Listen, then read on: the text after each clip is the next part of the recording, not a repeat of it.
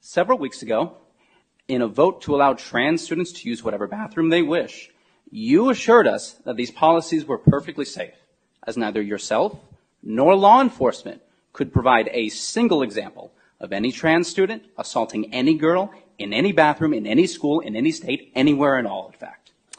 But not to worry, since you couldn't locate them, I took the trouble to.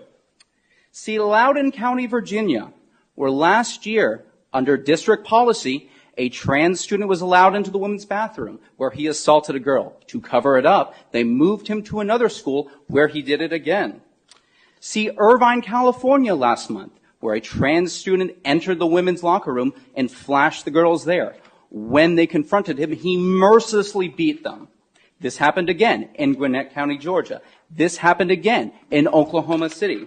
This happened again in Ohio, where a trans man was allowed to use the locker room where he was arrested for flashing little girls. The judge dropped the charges after he ruled that this man was too fat for them to see anything. Last month, in this city, a man using they-them pronouns in a scene straight out of Silence of the Lambs hunted down and killed a female jogger because he, quote, wanted to look just like her. And before you say that these are anecdotal evidence, just note that in a survey of trans inmates in federal prisons, half were convicted of sexual assault and 90% were convicted of violent crimes, well above the general prison population.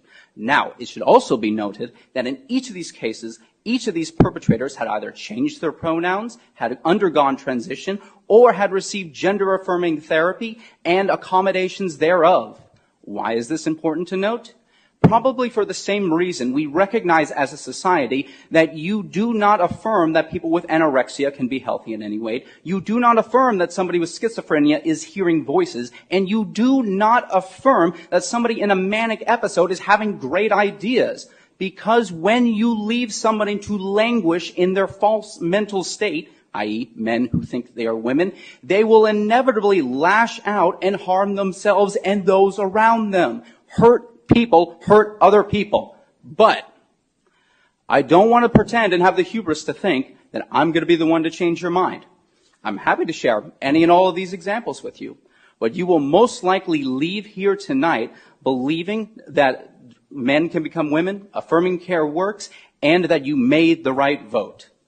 But you will no longer be able to look into the eyes of your constituents and honestly say that you are unaware of the assaults that inevitably take place when we declare to women, you have no right to privacy. Thank you very much.